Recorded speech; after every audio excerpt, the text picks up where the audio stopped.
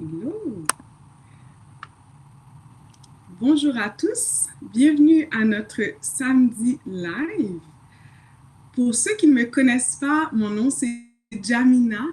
Je fais partie de l'équipe pastorale de Nouvelle Vie et je suis aussi une des responsables du département de jeunes adultes. C'est vraiment un privilège pour moi d'être avec vous ce midi et d'animer ce live Pourquoi j'y crois.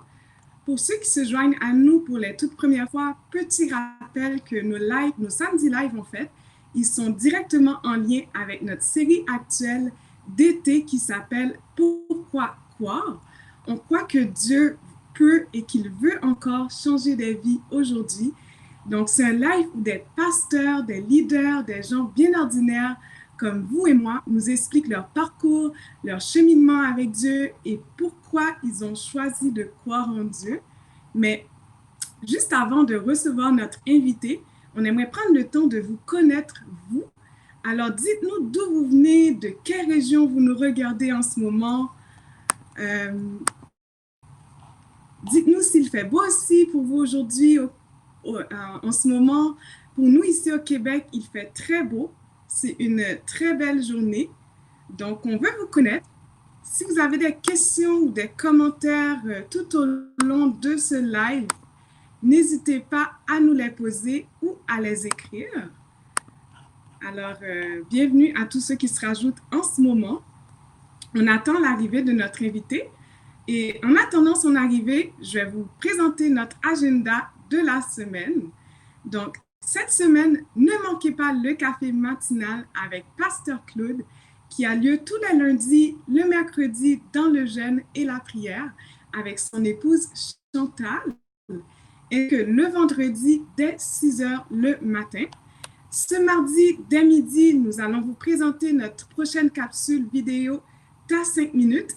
Ça dure seulement 5 minutes, mais ce sont vraiment 5 minutes qui peuvent changer une vie. Alors, on vous encourage à partager cette vidéo-là quand elle va sortir et même les autres précédentes aussi. Mercredi à 19h, ne manquez pas notre réunion en ligne avec Pasteur Marc Lecomte. Puis, ce jeudi, il y a Nouvelle Vie Worship qui vous offre un temps de louange en live avec Mariélie et Philippe. Et vendredi prochain, c'est le moment pour la jeunesse de briller avec Nouvelle Vie Junior à midi et Nouvelle Vie Ado dès 16h. Et samedi prochain, on vous donne un autre rendez-vous à la même heure pour un spécial témoignage de Pourquoi j'y crois.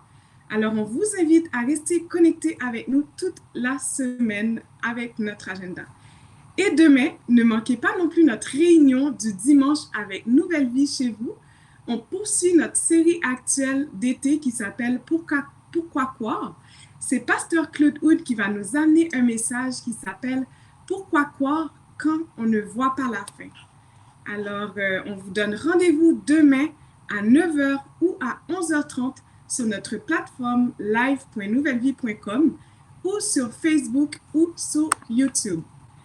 Alors là, je vois, il y a des gens qui viennent de partout. On a des gens qui viennent de la Chine, Jérémy qui vient de la Chine, on a Nathalie qui vient de la Guadeloupe, des Antilles, oui, moi aussi je viens des Antilles, c'est trop cool, bienvenue à vous. Et alors, on veut vraiment prendre le temps de vous connaître, n'hésitez pas à nous dire d'où vous venez. Et aujourd'hui, on va recevoir la belle Sephora Bastrache, qui est une leader de louange exceptionnelle avec un cœur pour Dieu. Elle fait aussi maintenant partie de l'équipe de communication à Nouvelle Vie. C'est une épouse, c'est une maman de 3 adorables enfants. On est vraiment content de l'avoir parmi nous. Alors, sans plus tarder, on veut accueillir chaleureusement Sephora. Allô? Hello! Comment ça va? Ça va, Sephora? Oui, ça va bien, merci. Oui, ben bienvenue. On est content que tu prennes un temps avec nous ce midi pour nous partager ton témoignage. Contente que tu sois là. Et puis, en fait, tu me disais cette semaine que tu étais partie. Dis-nous là où tu es en ce moment. OK. Alors, en ce moment, je suis à Mont-Tremblant avec mes enfants. Mon mari est parti jouer au golf et les enfants sont à la plage avec mamie. Alors, on est vraiment content, Sephora, que malgré que tu sois en congé, que tu prennes un temps avec nous. Je ne crois pas que ça soit un hasard que tu sois là aujourd'hui puis que tu prennes ce temps-là pour nous. Donc, merci d'être là. Puis, alors que je te parlais cette semaine, Sephora, il y a quelque chose qui m'a percuté en fait, c'est que on se parlait pour préparer ce live et j'ai réalisé que je te voyais souvent à l'église, je te croisais dans les bureaux à Nouvelle Vie, je te voyais parfois sur le stage en train de chanter, de leader la louange, mais je me suis rendu compte que je ne savais pas vraiment, je ne connaissais pas ton histoire en fait. Je ne connaissais pas ton cheminement avec Dieu. Puis ça m'a fait réaliser que souvent on voit les gens, mais on ne connaît pas nécessairement leur histoire. Alors aujourd'hui, on veut connaître ton histoire, Sephora. On veut savoir qui tu es. On aimerait que tu nous partages ton cheminement avec Dieu. Dis-nous d'où tu viens, puis à quel moment de ta vie que tu as fait le pas de croire en Dieu. OK. Tout d'abord, merci de me recevoir aujourd'hui. Je suis vraiment contente d'être là.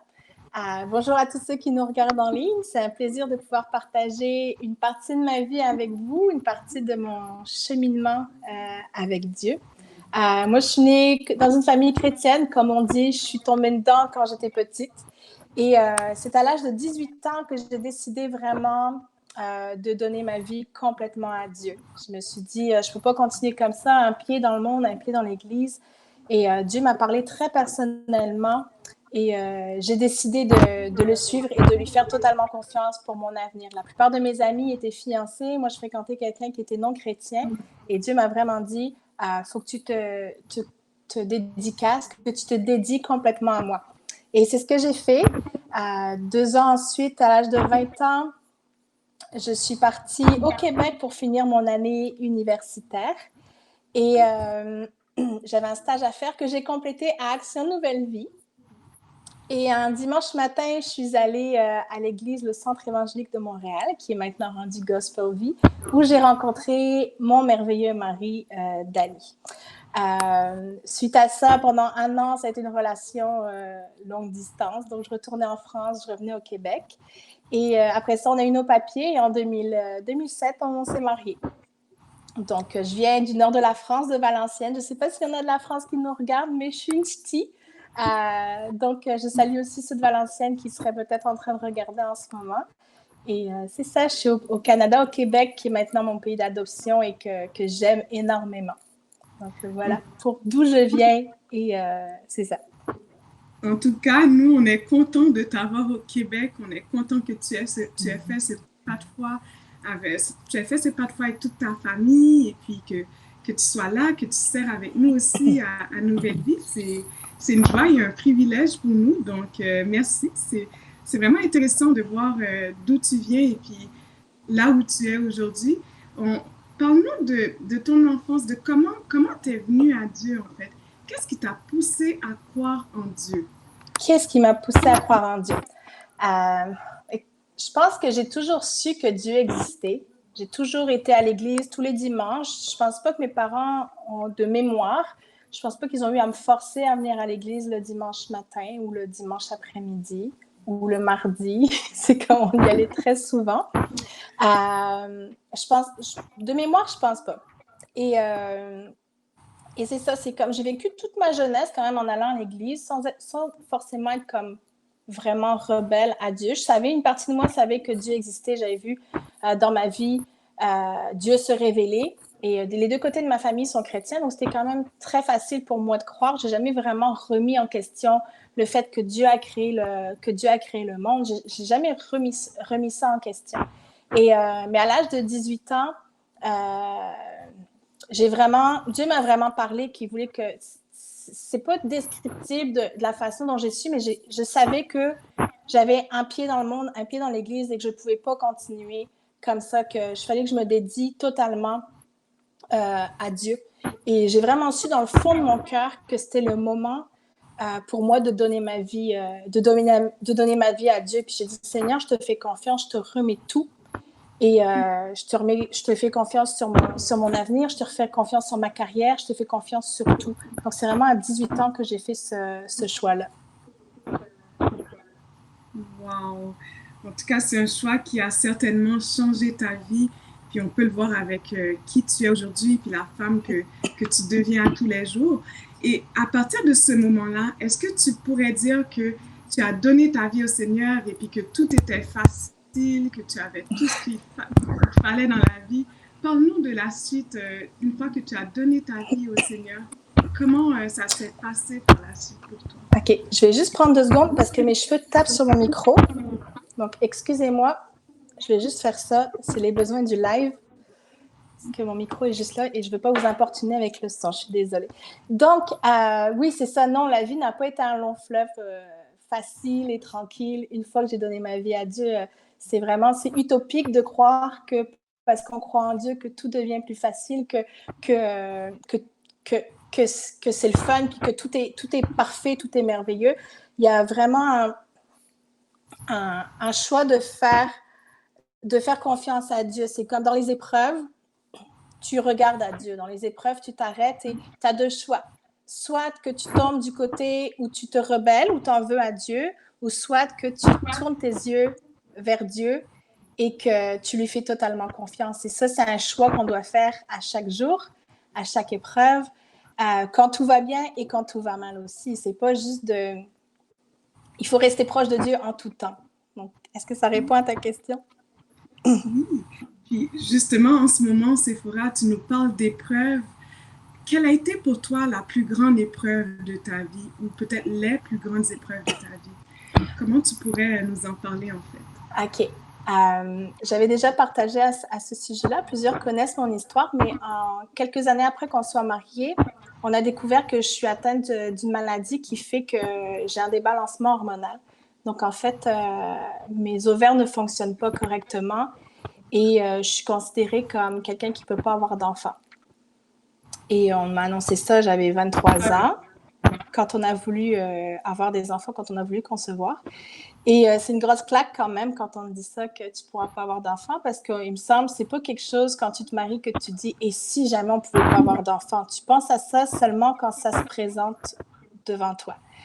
Et ça qui est arrivé, on n'était pas prêt à ce diagnostic-là. Je n'étais pas prête à ce diagnostic-là. Et à ce moment-là, on a eu le choix de faire confiance à Dieu ou le choix de tout balancer. Et je te dirais que ça a été des périodes, ça a été des saisons. Il y a des saisons où c'était plus facile. Il y a des saisons de nos vies où on est plus primé. On est plus à se tourner vers Dieu, à l'écouter, à être là. OK, Seigneur, je te fais confiance dans l'épreuve. Puis il y a des jours où c'est beaucoup plus difficile. Il y a des jours, c'est un cheminement, c'est une marche. Hein, la marche avec Dieu, c'est une marche quotidienne.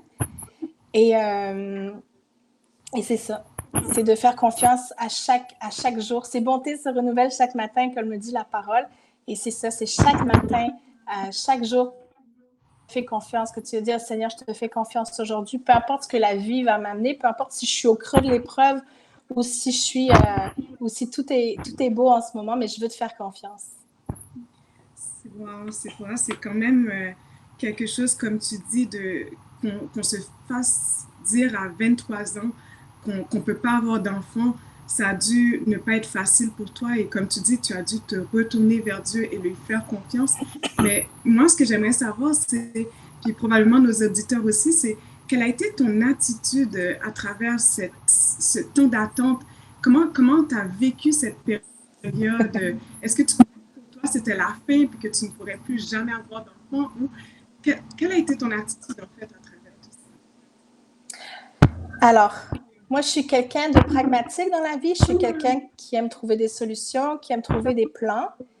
Et mes amis se moquent de moi et de mes listes. Et c'est ça.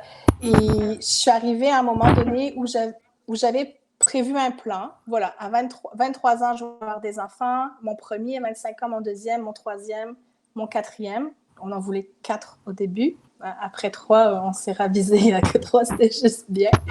Et finalement, c'est ça. On avait commencé à prendre des rendez-vous pour des adoptions. Vraiment, j'avais décidé de prendre les choses en main. C'est ça. Mais il y a plusieurs pays où ce qu'ils te demandent quand tu veux adopter, c'est qu'il faut que tu sois marié depuis plusieurs années. Ça prend énormément d'argent. Et nous, on venait juste de se marier. Généralement, ça prend 10 ans de vie commune ou 10 ans de mariage. Et donc, c'est ça, là, c'est comme on n'aura pas d'enfants avant 30 ans de toute façon. Donc, on a commencé à consulter, à aller voir des médecins, puis tout ça, à s'inquiéter. Mais je te dirais que mon attitude a changé au cours de cette épreuve. Il y a des jours où c'était le désespoir.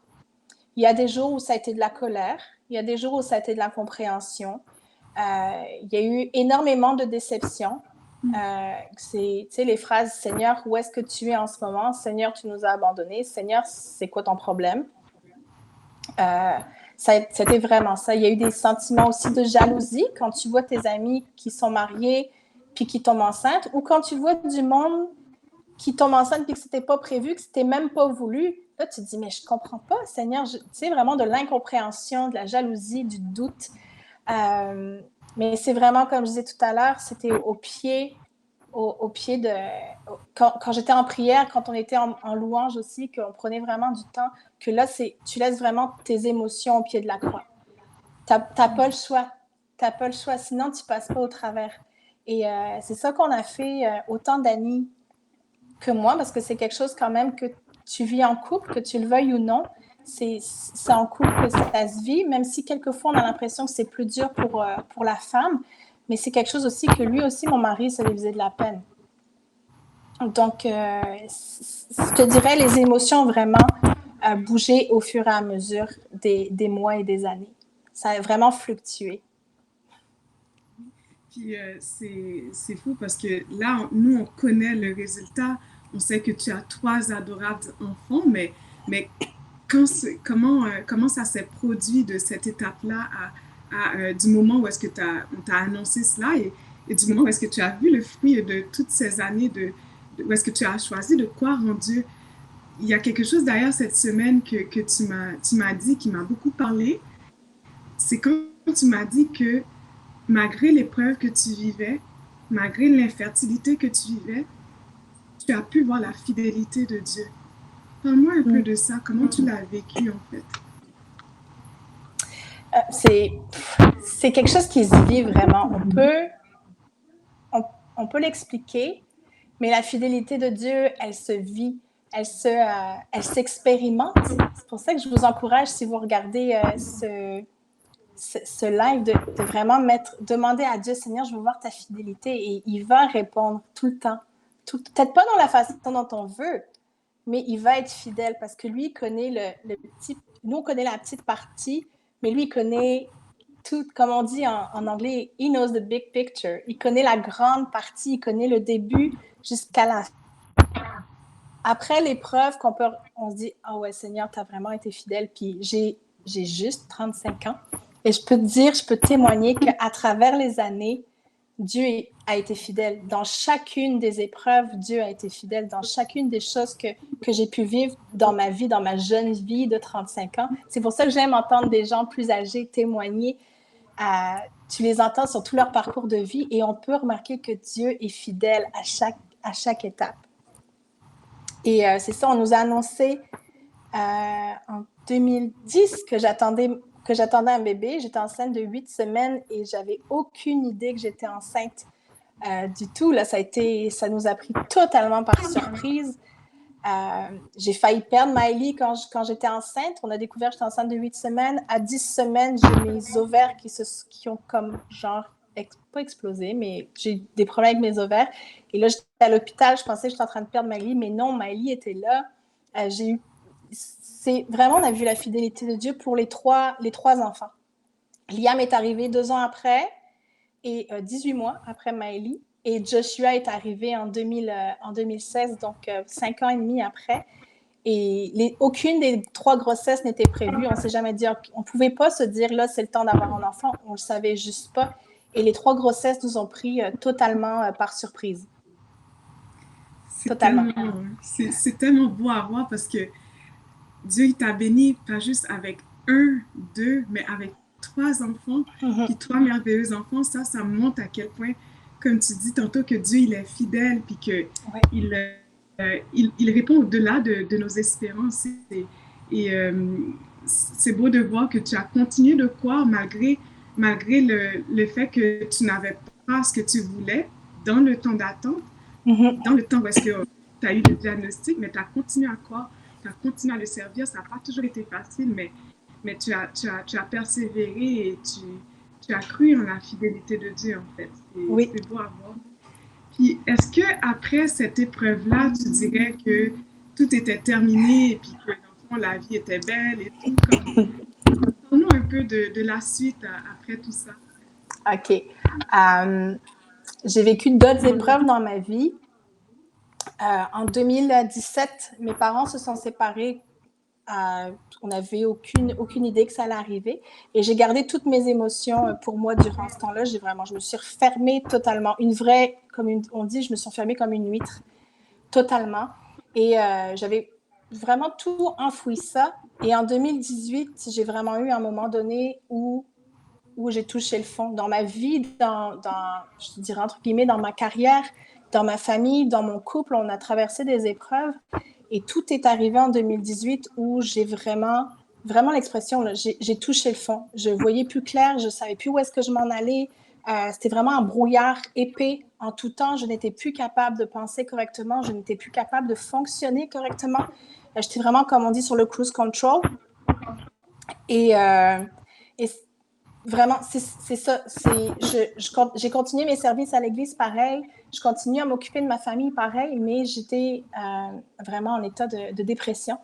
Et ça n'a pas été facile d'encaisser ce diagnostic-là. C'est une de mes meilleures amies qui m'a emmenée chez le docteur, elle a vu qu'il y avait des signes qui ne fonctionnaient pas chez moi. Je ne dormais plus. J'étais fatiguée, mais je ne dormais pas. Je faisais énormément d'insomnie. Et elle m'a emmenée chez le médecin. Elle a pris rendez-vous chez mon médecin traitant. Elle est venue avec moi. Puis à la sortie du médecin, j'avais mes 2 autres amis qui m'attendaient parce qu'ils savaient que le diagnostic allait faire mal. Tu sais, je suis une fille active, je suis une fille, comme je disais tout à l'heure, je suis proactive, j'aime ça être impliquée, j'aime ça faire plein de choses, j'aime ça être en action constamment. Et là, je savais que c'était comme stop, il faut que tu t'arrêtes, il faut que tu te retapes. Vraiment, il fallait que je me retape à l'intérieur. Et ça n'a pas été évident quand le docteur m'a dit on va te donner de la médication. Je dis non, je ne prends pas de médication, c'est pas vrai. Là. C'est comme non. C'est souvent en tant que chrétien, je voulais pas. Là. C'était un non définitif. Et finalement, j'ai pris la médication et j'ai pris des moyens. Je suis allée en thérapie et je me suis dit OK, Seigneur, je vis ça avec toi. Je le passe avec toi. Oui, je vais faire confiance au docteur, mais je vais te faire confiance à toi aussi. Et je te fais encore plus confiance à toi parce que je sais que mon avenir est entre tes mains. Mon futur est avec toi. Toutes les épreuves arrivent pour une raison, mais je sais que toi, tu vas pouvoir les tourner pour ta gloire.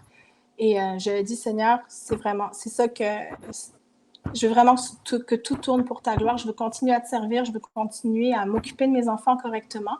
Donc, l'été 2018 a été un été très difficile parce que mon mari, à son travail, était débordé, vraiment. Il travaillait, je te dirais, 80-90 heures semaine. C'était vraiment éprouvant. Moi, j'avais les 3 enfants à la maison et je fonctionnais vraiment au minimum. C'était comme faire à manger, faire le ménage, m'occuper des enfants. Je les mettais l'après-midi devant un film, puis maman, il faut qu'elle aille se reposer, j'allais me coucher. Je pouvais juste faire ça. Dans ce processus-là, j'ai mes amis qui sont venus à la maison assez souvent pour m'aider, pour me relâcher, pour me permettre de me reposer. Et j'ai vraiment pris mes moyens, comme on dit avec la santé mentale. J'ai décidé j'avais coupé les réseaux sociaux, j'avais coupé certaines personnes de ma vie. J'ai vraiment dû faire des choix. J'étais devant des choix. J'avais les choix de me ressourcer dans la parole de Dieu ou les choix de me ressourcer dans les journaux. Je suis une fille qui aime énormément tout ce qui est politique, tout ce qui est les journaux, tout ça. Et tous les matins, j'avais une lettre de nouvelles du journal Le Monde, le journal Le Times. Tous les matins, j'avais des newsletters. Et quand j'étais dans mon lit, c'est la première chose que je faisais, c'est que je lisais le journal dans mon lit. Et là, ça a été un switch que, non, il ne faut pas que tu commences par le journal, il ne faut pas que tu commences par Instagram puis par Facebook, il faut que tu commences dans ma présence, dans la parole de Dieu. Et au début, je n'étais pas capable de lire beaucoup, mais j'ai commencé à lire quelques versets. Je lisais un verset que, OK, Seigneur, c'est à ce verset-là, je m'accroche aujourd'hui. Et le matin, je commençais mes journées comme ça. Donc, j'étais absente des réseaux sociaux pour un bout. Je me suis désabonnée de tous mes journaux que je lisais, par lesquels je commençais le matin. Et ça a été vraiment comme des choix que j'ai pris. Je me couchais à telle heure, je me levais à telle heure. Je savais qu'il ne fallait pas que je dépasse une certaine heure de coucher. C'était vraiment, je dirais, un partenariat avec Dieu. Dieu m'a vraiment guidée à chaque moment pour c'était quoi les bonnes étapes pour ma vie, les bonnes étapes pour me remettre en santé. Puis ça, je te dis, ça, c'était au mois de juin, juillet. Et en octobre, j'ai vraiment vécu une expérience avec Dieu qui a vraiment changé ma vie. Je disais souvent que mon cerveau, mon intellect était déconnecté de mes émotions, de mon cœur. Et en octobre, j'ai senti le clic en moi, comme si Dieu reconnectait les deux, comme si Dieu me guérissait, comme si Dieu me rendait complète. Et à partir d'octobre, ça a vraiment été un avant-après. J'ai un moment donné de ma vie où c'est comme si le brouillard s'est levé totalement. J'étais encore sous médication. Ma docteure m'avait dit, OK, on garde juste la médication jusqu'au printemps, juste pour être sûr que avec l'hiver, souvent la dépression, tout ça peut refrapper. Et donc, j'ai continué jusqu'en avril. En avril, je me suis... Donc, ça a été comme vraiment tout un passage où j'allais mieux, où je le voyais que j'allais beaucoup mieux et où vraiment Dieu a fait une œuvre. J'ai continué à garder mes moyens et j'ai continué à réintégrer certaines choses dans ma vie. La chose que je n'ai pas réintégrée, c'est de mettre les journaux sur mon téléphone comme première chose que je lis le matin. Ça a vraiment été, non, je commence mes matins avec la parole. On a tous notre Bible sur nos téléphones, là. Et ça a vraiment été ça que j'ai fait. Et en avril, j'ai pu arrêter ma médication, j'ai pu me sevrer et je te dirais que j'ai plus jamais expérimenté ce que j'ai expérimenté à ce moment-là. Dieu a vraiment, ça a vraiment été le partenariat médecine et Dieu, vraiment. Wow! C'est vraiment intéressant. Puis moi-même, j'étais la première à être touchée par ton témoignage quand tu me racontais ça cette semaine. Donc, vraiment, c'est fou parce que souvent, on a l'impression qu'en tant que leader, on ne vivra pas d'épreuves et puis que dans le fond, tout va bien et tout. Mais pourtant, tu es en train de nous dire ce que toi-même tu as vécu. Et en plus, c'est même jusqu'à tout récemment. Et de voir l'œuvre que Dieu il a fait dans ta vie, de là où il t'a sorti. Et j'ai beaucoup aimé, comme tu as dit, que ça ne s'est pas fait tout seul. Tu as eu des partenaires, tu as eu des amis, une communauté qui t'a encouragé, qui t'a soutenu. Et tu as été soutenu aussi par la médecine et tout. Et de voir comment Dieu il t'a délivré de tout ça, c'est un beau témoignage de pourquoi on choisit de continuer à croire. Alors que souvent, dans les épreuves, on peut avoir tendance à s'éloigner de Dieu. Mais toi, tu as fait le choix de te rapprocher de Dieu et de switcher au lieu de commencer avec Instagram, un journal, tu as commencé à le mettre en priorité dans ta vie. Donc, c'est merveilleux, Sephora.